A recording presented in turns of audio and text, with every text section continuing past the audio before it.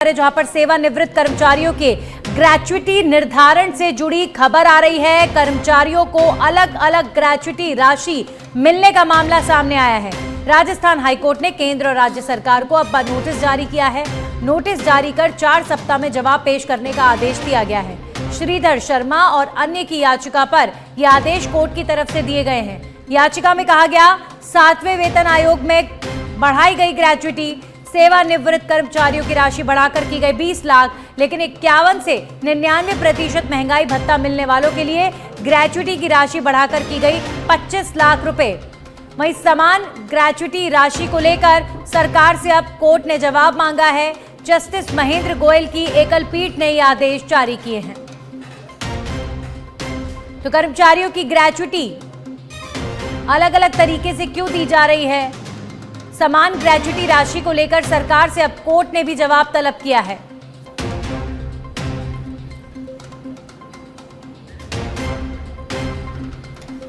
और अब खबर भरतपुर के रूपवास से है, जहां पर रूपवास अभिभाषक संघ की एसजेएम कोर्ट एवं एडीजे कोर्ट की नियमित स्थापना की मांगों को लेकर कार्य बहिष्कार चल रहा है और धरना प्रदर्शन का 8वां दिन रहा। राजस्थान सरकार की ओर से पूरक बजट में रूपवास के लिए एसजेएम कोर्ट एवं एडीजे कोर्ट खोलने की कोई घोषणा नहीं होने पर ब्राह्मण समाज समिति रूपवास तथा व्यापार संघ के अलावा कुशवाहा समाज के जिलाध्यक्ष वीर बहादुर कुशवाहा को जायज बताते हुए अभिभाषक संघ के समर्थन में मुख्यमंत्री के नाम ज्ञापन सौंपा। ज्ञापन देते हुए कुशवाहा समाज के जिलाध्यक्ष वीर बहादुर कुशवाहा ने कहा कि सरकार हमारे क्षेत्र की एसजेएम तथा एडीजे कोर्ट खोलने की मांग हम कर रहे हैं लगातार सरकार से, और सरकार ये मांग पूरी नहीं कर रही है। और अब खबर पाली से है, जहां पर बाली के नाड़ा गांव में पंचायत समिति के पुनर्गठन को लेकर सुबह से बाजार बंद रहा। स्थानीय व्यापारियों और ग्रामीणों ने नाड़ा को पंचायत समिति बनाने की मांग को लेकर प्रदर्शन किया। बीजेपी युवा मोर्चा अध्यक्ष हरेश सिंह भाटी ने ये जानकारी दी है कि नाड़ा समेत आसपास की दर्जनों पंचायतों की ये पुरानी मांग है। हालांकि नाड़ा की सरपंच कमला देवी मेघवाल ने बेड़ा को समिति बनाने की सहमति दी है। इसको लेकर ये विरोध जताया है। ग्रामवासियों का कहना है कि नाड़ा सभी मापदंडों को पूरा करता है। यहां आदिवासियों के लिए दैनिक रोजगार के अवसर और आवश्यक बाजार की सुविधा भी उपलब्ध है, इसलिए नाड़ा को पंचायत समिति का दर्जा दिया जाना उचित होगा।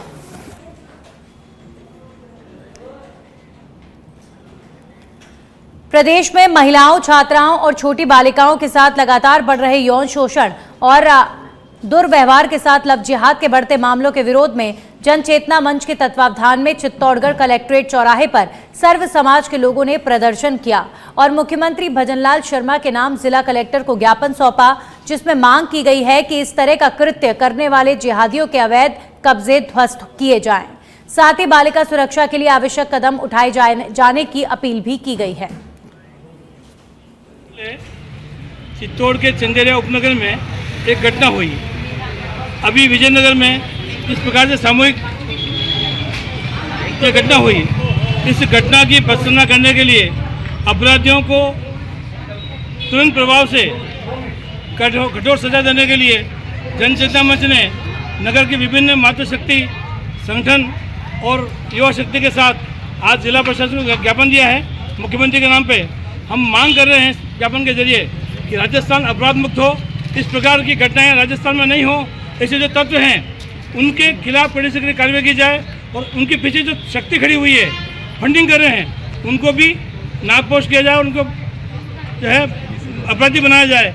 मैं समझता हूँ कि जनचेतना मंच की आवाज़ ये समग्र समाज की आवाज़ है, समग्र समाज की आवाज़ है और ये आवाज़ सरकार तक पहुंचेगी और सरकार तुरंत कठोर कार्रवाई करते हुए। अभी हमने माननीय कलेक्टर साहब को के माध्यम से हमारे राजस्थान की जो सरकार है उनको ज्ञापन दिया है और ज्ञापन एक बहुत ही दर्द के साथ दिया है।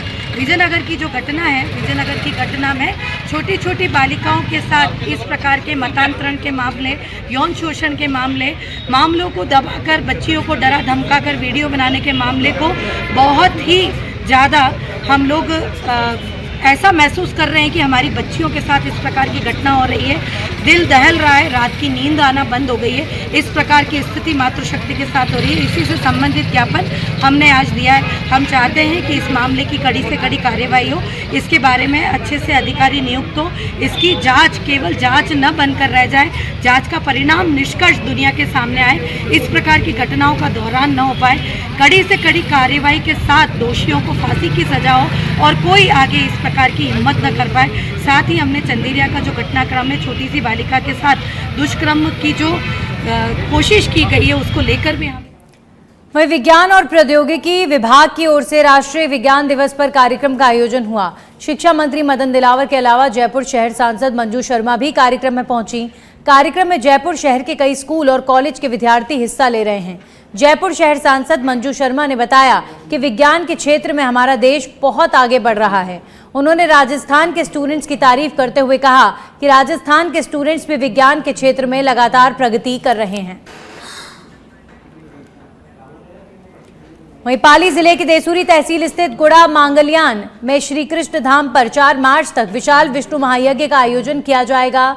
इस कार्यक्रम में राजस्थान के मुख्यमंत्री भजनलाल शर्मा शिरकत करेंगे। वहीं तैयारियों को लेकर जिला कलेक्टर एलएन मंत्री और जिला पुलिस अधीक्षक चूनाराम जाट ने स्थल का दौरा किया। सभी अधिकारियों और जनप्रतिनिधियों ने गादीपति दाता महेंद्र सिंह राणावत से मुलाकात कर कार्यक्रम की तैयारियों पर चर्चा की है। और अब खबर कोटा से है। कोटा में लाटपुरा प्रधान नईमुद्दीन गुड्डू निलंबित हुए हैं। ग्रामीण विकास एवं पंचायती राज विभाग ने आदेश जारी किया। निलंबित वित्तीय अनियमितताओं से जुड़ा ये मामला बताया जा रहा है। तो कोटा में लाटपुरा प्रधान नईमुद्दीन गुड्डू निलंबित, लाटपुरा प्रधान को निलंबित किया गया। ग्रामीण विकास एवं पंचायती राज विभाग ने आदेश जारी किए हैं।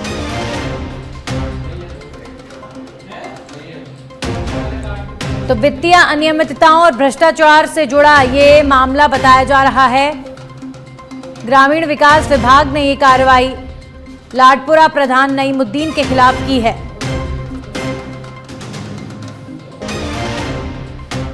वहीं शाहपुरा जिले की बहाली की मांग को लेकर शुक्रवार को शाहपुरा के बाजार पूर्ण रूप से बंद रहे। इस दौरान संघर्ष समिति की अगुवाई में महलों का चौक से विरोध प्रदर्शन रैली निकाली गई और एसडीओ कार्यालय के बाहर सरकार के खिलाफ प्रदर्शन किया गया। जिला बहाली की मांग को लेकर शाहपुरा में काला दिवस भी मनाया गया और इसको लेकर 200 लोगों ने अपनी गिरफ्तारी दी है।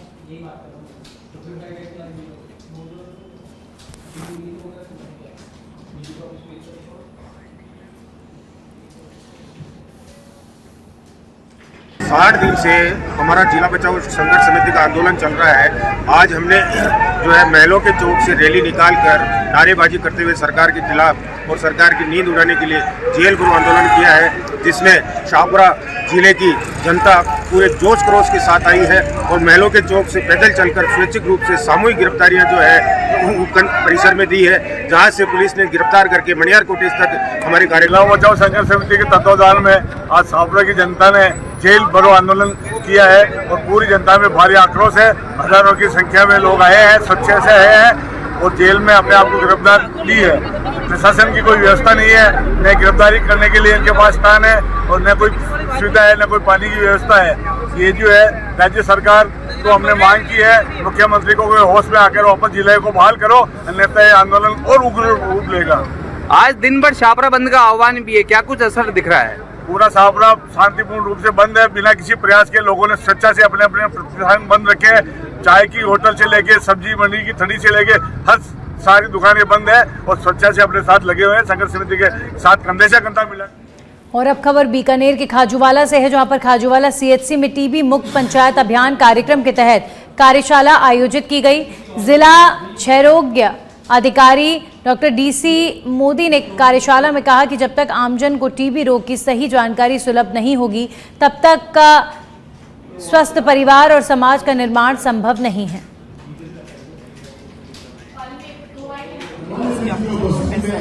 और हमारी जो सांसद महोदया है, मोदी जी के नेतृत्व में अभी ये उद्घाटन होगा, उसके बाद में कार्यक्रम विधिवत चलेगा। हमारे जो नरेश काफेकर जी जो कि विज्ञान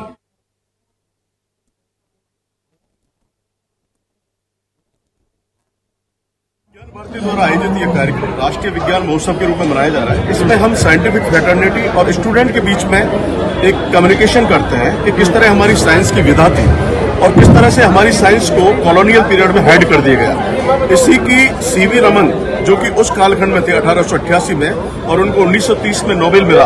ऐसे बहुत सारे हमारे अनसंग हीरोज हैं, साइंटिस्ट हैं, जिन्होंने बहुत अच्छा उस दौरान काम किया।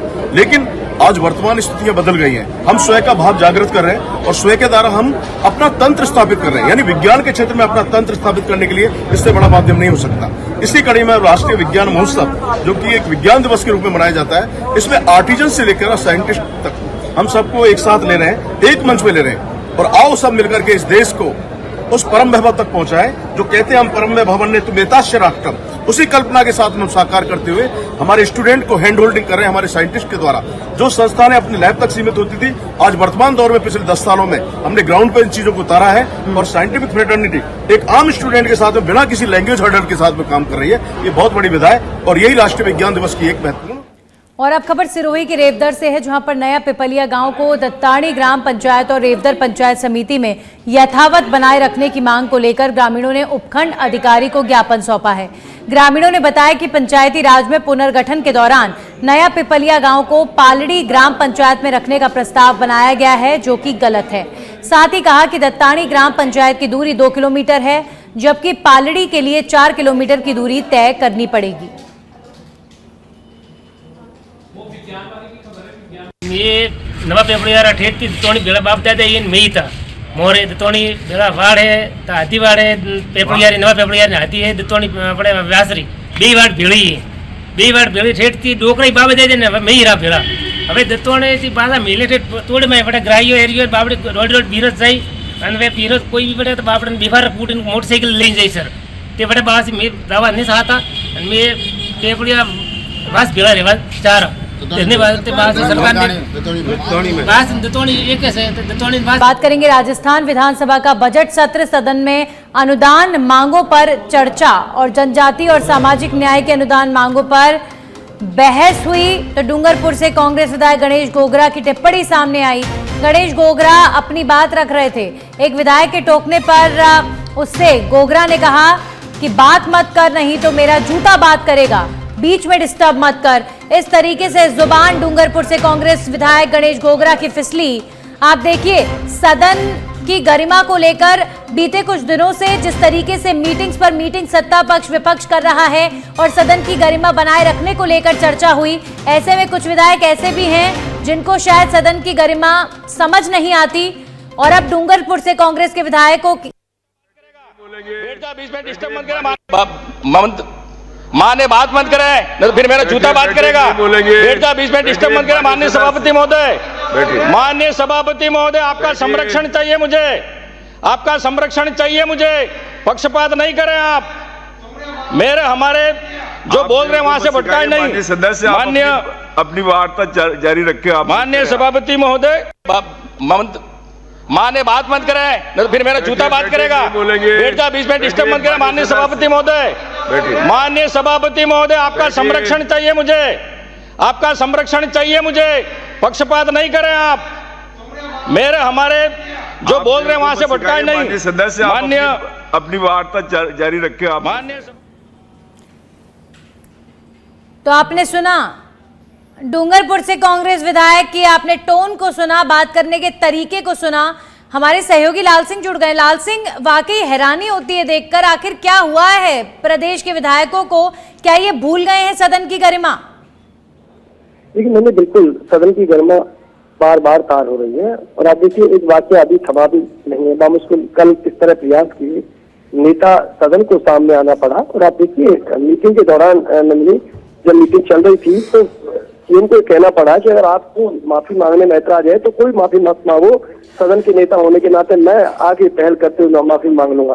तब जाके सदस्यों को एहसास हुआ कि हम कितनी बड़ी गलती पर हैं।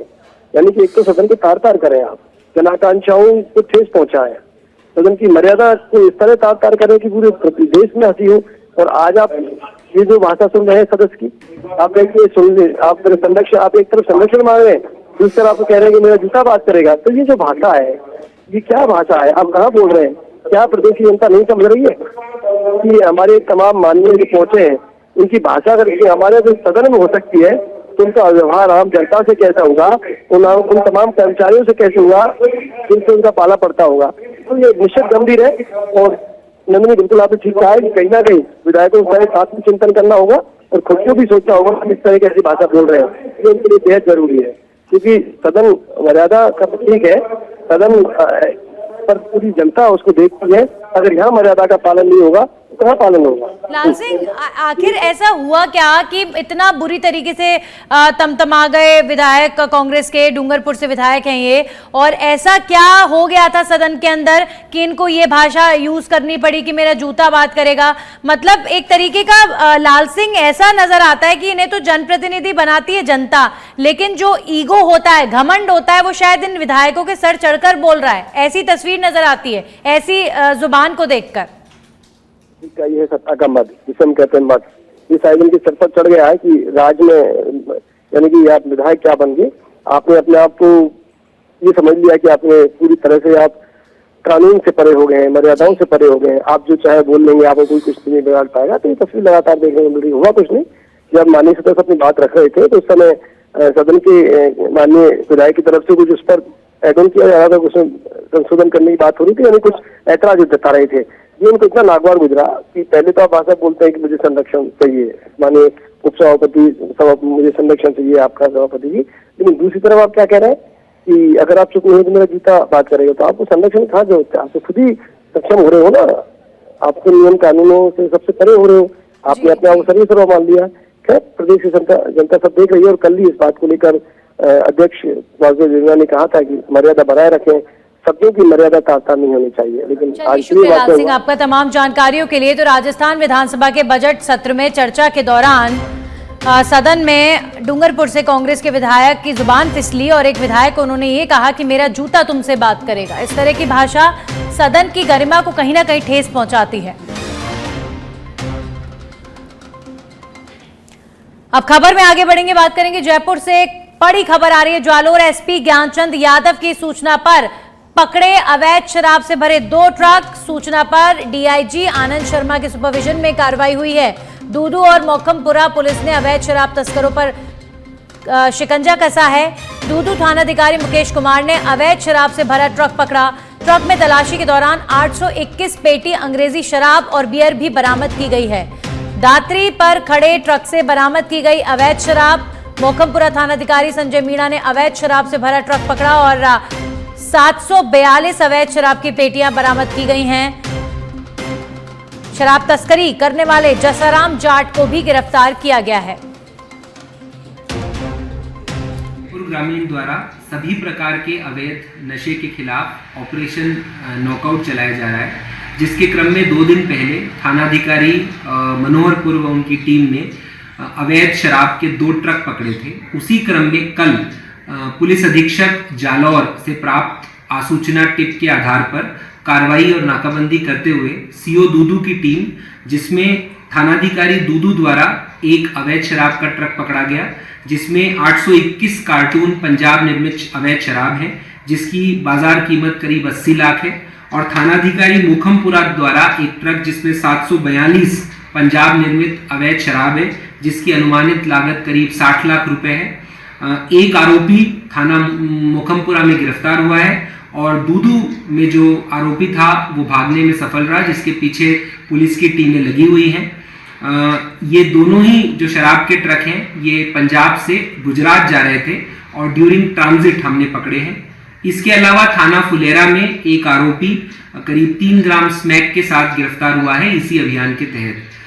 इस प्रकार पिछले 1 हफ्ते में करीब 4 शराब के ट्रक और 4-5 एनडीपीएस एक्ट की कार्रवाइयां ऑपरेशन नॉकआउट में हमने की है। और अब खबर अलवर के सदर थाना अंतर्गत बहादुरपुर रोड से है, जहां पर एक बाइक की अज्ञात वाहन से टक्कर हुई। इस हादसे में 5 वर्षीय बालक की मौत हो गई है, जबकि उसके माता पिता घायल बताए जा रहे हैं।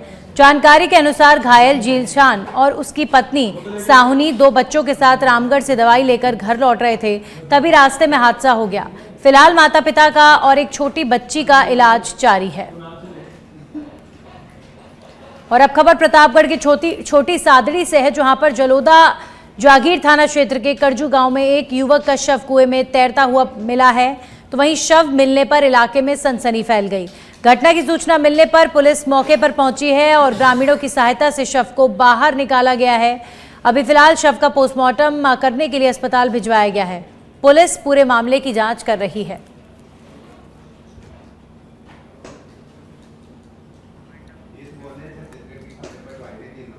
और इस खबर के साथ ही बुलेटिन में इतना ही। नमस्कार।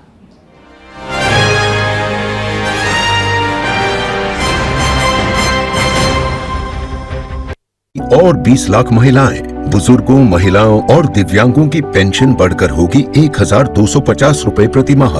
राजस्थान बजट 2025-26 की बात निराली।